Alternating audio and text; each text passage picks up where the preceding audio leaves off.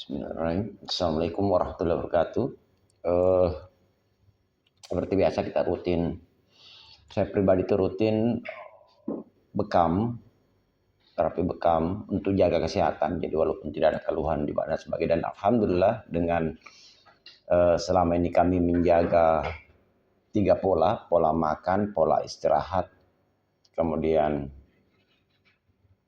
pola pikiran yang tentunya bersandar pada kebiasaan Rasulullah SAW, kesehatan terjaga, nyaris tidak ada keluhan. Tapi untuk menjaga kesehatan itu kami tetap rutin terapi bekam minimal paling sedikit itu sekali sebulan. Malah kalau mau yang lebih ininya biasanya saya malah sampai 2 minggu sekali. 2 minggu sekali saya bekam. Kalau aktivitas tinggi atau ada keluhan malah dalam seminggu sekali bisa saya melakukan bekam. Kalau ada keluhan. Contoh tempo hari ada peradangan di gusi, maka kita ambil titik bekamnya itu di namanya titik THT. Nih. Jadi pas dagu, jenggot ini di belakang ini. Jadi pakai kapnya kap yang kecil. Bekam basah. Nah, kemudian karena gusinya meradang naik di kepala, agak sakit, maka saya juga bekam di daerah pelipis ini. Ini samping ini, 2. Ya, ini titik untuk sakit kepala secara umum. Jadi kalau sakit kepala secara umum itu kita pakai di samping ini. Banyak sih untuk sakit kepala, tergantung lagi sebabnya. Jadi kalau kita tangani klien, istilah medisnya anamnesa, kita komunikasi, ya cari dulu penyebabnya. Apa penyebab dari penyakitnya. Oke, seperti itu. Nah, untuk mengisi kekosongan sambil kita berbekam, kita berbagi edukasi seperti biasa. Mungkin hari ini di video ini saya coba berbagi tentang 3 pola sependek pengetahuan saya bersandar pada kebiasaan Rasulullah. Karena kenapa Rasulullah itu manusia bagi kami terutama ya umat muslim, manusia yang paling sempurna kehidupannya, paling baik dan memang uswatun hasanah, menjadi teladan bukan cuma manusia bahkan seluruh alam. Jin pun ikut keterangan Rasulullah. Ini seperti itu. Nah, pola pertama yang saya coba ikuti Rasulullah itu di pola makan, di mana ada beberapa kunci yang kebiasaan Rasulullah kami dapatkan, tentunya dari referensi beberapa ulama, beberapa kitab. Yang banyak saya dapatkan itu di kitab Tibun Nabawi, karya Ibnu Qayyim al-Jauziyah dan Zadul Ma'ad, kitab dari beliau juga. Dari situ referensi banyak saya dapatkan tentang pola makan Rasulullah. Yang pertama yang kami dapatkan keteladanan dari Rasulullah itu, pertama beliau itu lebih banyak laparnya daripada kenyangnya. Kunci standar untuk persoalan makanan ini sudah jelas Allah katakan dalam firman-Nya, makanlah yang halal dan thayyib, yang baik, jadi halal, baik, dan jangan berlebihan. Itu 3 kunci itu. Jadi kami selama ini pegang minimal 3 kunci itu yang harus diingat dulu. Makanan yang halal pertama, kemudian thayyib yang baik, kemudian jangan berlebihan. Mungkin sumbernya sudah halal, kita yakin halal dari hasil jerih payah kita memberikan makanan tersebut. Kemudian thayyib artinya baik, bukan makanan basi, kemudian mengandung gizi yang baik, tapi yang berlebihan juga. Dimana kalau pembagian lambung sendiri itu dibagi 3 secara besar, sepertiganya untuk makanan, sepertiga untuk air, dan sepertiga untuk udara, saluran napas. Nah, ada bahasa dari ulama, banyak mengatakan ini hadis, tapi yang kami dapatkan bukan hadis. Dari salah satu ulama mengatakan makan sebelum lapar dan berhenti makan sebelum kenyang. Itu bisa juga kita pakai. Intinya yang berlebihan lah, kita tahu kapasitas kita. Ya. intinya seperti itu. Jadi Rasulullah itu dalam pola makan itu tidak pernah lebih banyak merasakan lapar dibanding kenyang. Kemudian konsep makanan tunggal yang berkata tidak terlalu banyak campuran. Contoh beliau makan roti gandum dengan madu, atau roti gandum dicelup dengan minyak zaitun, kemudian kurma dengan susu seumpama. Jadi tunggal. Di kondisi sekarang ini berbagai jenis masakan, ya, kita juga tidak bisa salahkan karena yang sudah kondisinya seperti itu, berbagai aneka bumbu dan sebagainya. Karena terlalu banyaknya jenis ramuan makanan campuran, yang lebih parah lagi mengandung banyak proses kimia dalam pembuatan makanan atau bumbu tersebut. Akhirnya muncullah banyak jenis penyakit, di mana penyakit pun tidak bisa disembuhkan hanya dengan satu konsep obat. Contoh umpama dulu Rasulullah itu ada sahabat sakit perut, beliau cuma sarankan minum madu. Itu contoh kayak gitu. Ada sakit di tulang belakang, itu beliau suruh konsumsi ekor kambing atau ekor domba muda tentunya. Sekarang tidak bisa lagi. Kenapa? Karena penyakit itu disebabkan terlalu banyak. Itu tadi, pola makan yang terlalu banyak campuran sebagainya, akhirnya dalam pengobatannya pun, penyembuhannya pun menggunakan banyak pola. Kalau di medisnya, pengobatan barat itu satu jenis penyakit bisa sampai 10-12 jenis obat diminum. Dan saya pribadi biasa tangani kalian seperti itu. Dalam proses anamnesa mereka mengaku minum pil tiap hari itu sampai 10 biji, 12 biji. Itu ngeri juga saya dengarnya. Tapi ya mau tidak mau mereka harus ikuti saran dokter. Itu. Jadi kembali lagi ke pola makan Rasulullah itu, Rasulullah lebih banyak laparnya daripada kenyangnya, kemudian sederhana makannya, tidak terlalu ribet dan tidak banyak, itu tidak berlebihan. Kurma 7 buah saja, paling banyak 9 buah mungkin.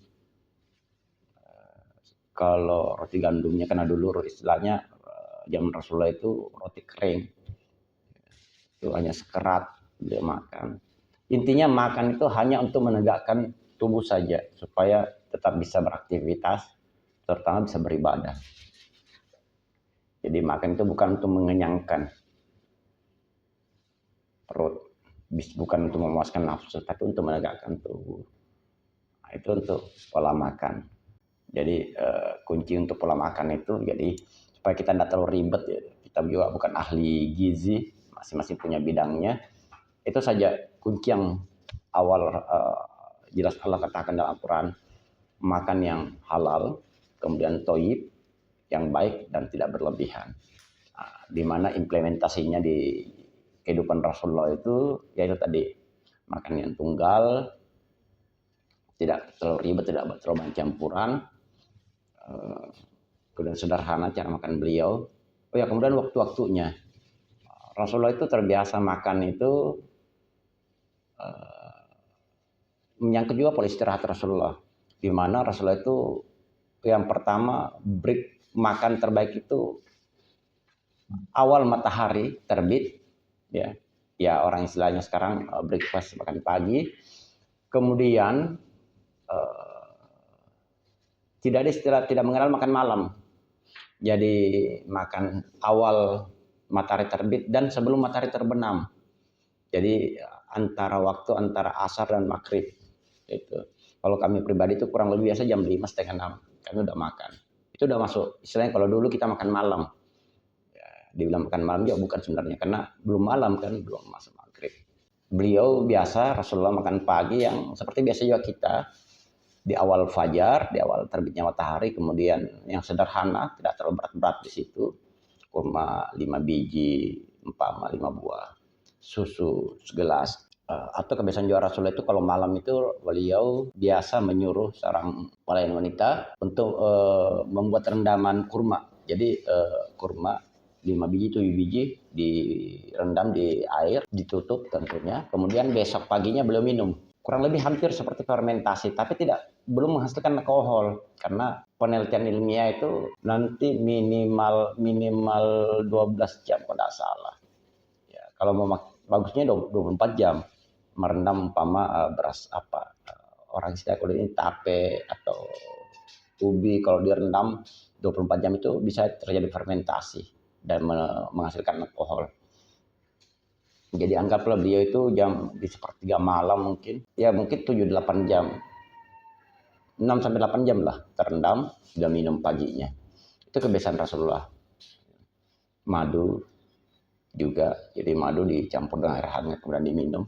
Jadi intinya makan paginya yang ringan-ringan di awal fajar. Nah, itu yang pertama. Yang kedua, makan siangnya. Jadi makan siang kita langsung sangkutkan juga kebiasaan Rasulullah. Beliau biasanya istirahat. Ada hadis yang mengatakan sebelum duhur. Ada yang mengatakan setelah duhur. Bisa, tidak ada masalah. Sebelum duhur, setelah duhur, istirahat singkat istilahnya, mungkin barang-barang setengah jam, paling lama 1 jam beliau istirahat. Kemudian habis duhur itu konsumsi ya, di situ makannya agak berat di situ. Kemudian sekali lagi makan penutupnya itu saya susah mengatakan makan malam karena Rasulullah itu tidak pernah makan malam. Beliau makan itu ya saya katakan tadi sebelum maghrib, antara waktu asar dan maghrib. Beliau makan di situ, kemudian masuk maghrib isya, dan kebiasaan Rasulullah untuk istirahat setelah sholat isya itu kalau tidak ada sesuatu yang genting penting untuk umat diurus, maka beliau segerakan untuk istirahat. Karena itu menyangkut, dan alhamdulillah luar biasa kebiasaan Rasulullah ini setelah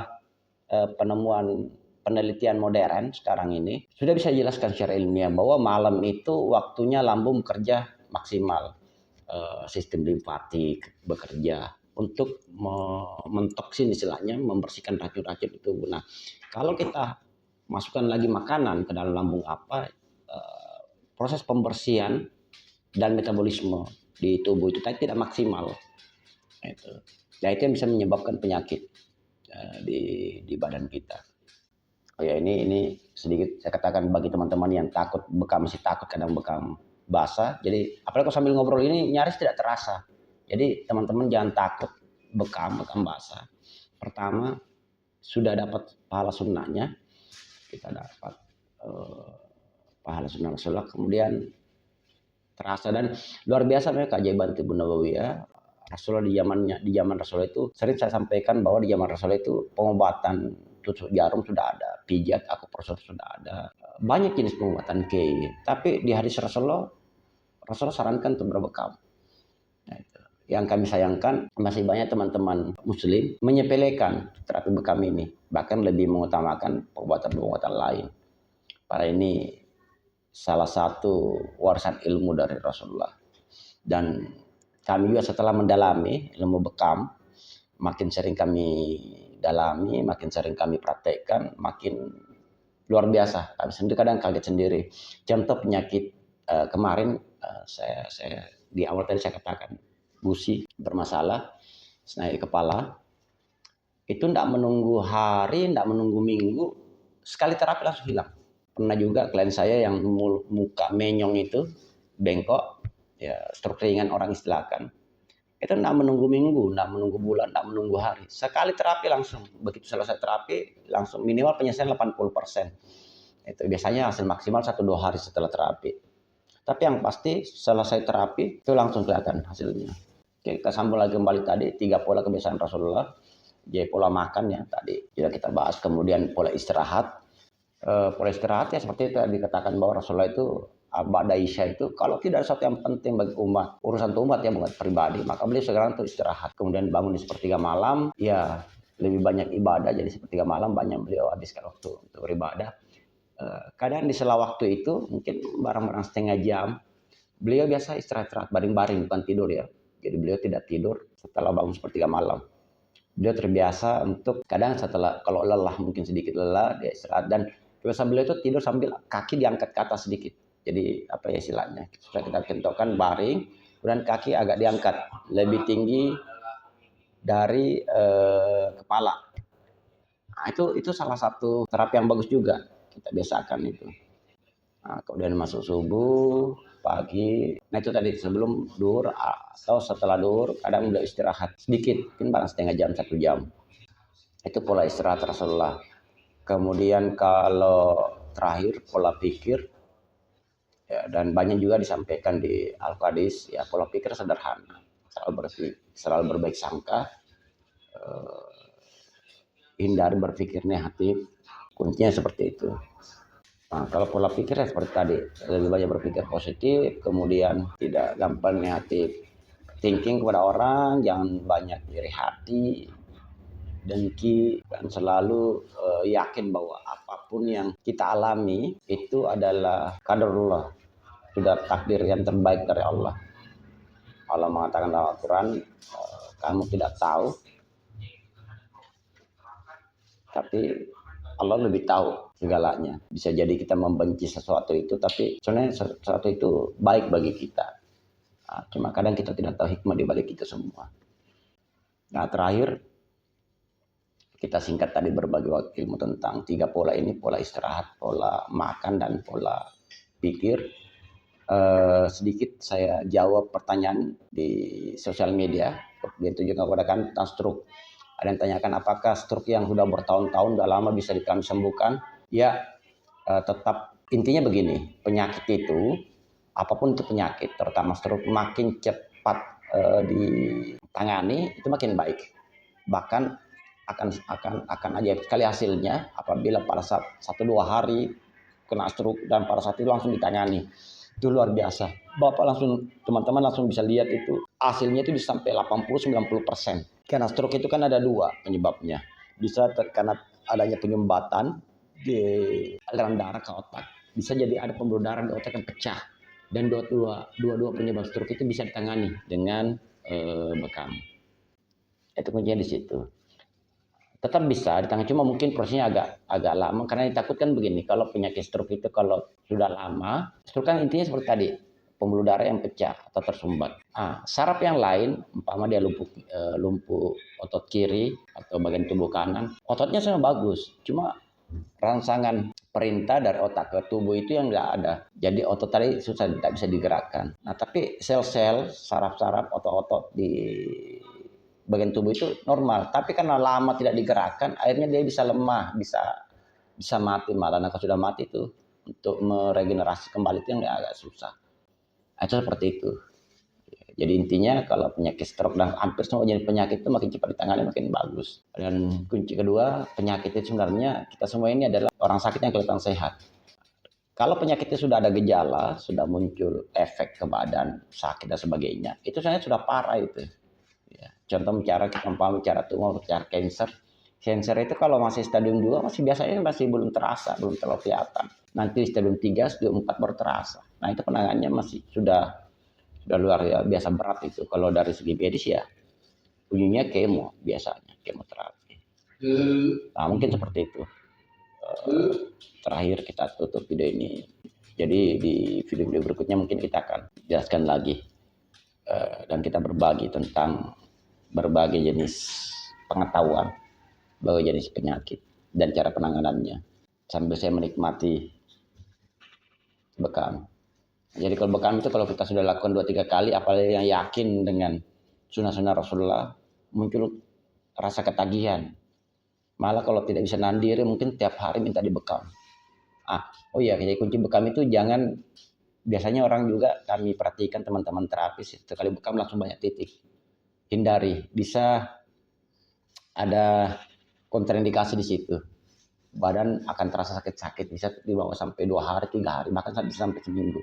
Jadi saran kami itu lebih baik sedikit titik tapi rutin. Itu. Atau dipindahkan. Contoh umpama saya minggu ini di titik ini, di minggu depan saya bekam lagi tapi di titik yang berbeda. Itu boleh. Dibanding kita langsung 1 kali kerja langsung banyak titik. Ya demikian dan terima kasih. Insya Allah di sesi lain kita akan ketemu lagi. Bila terlalu dari. Assalamualaikum warahmatullahi wabarakatuh.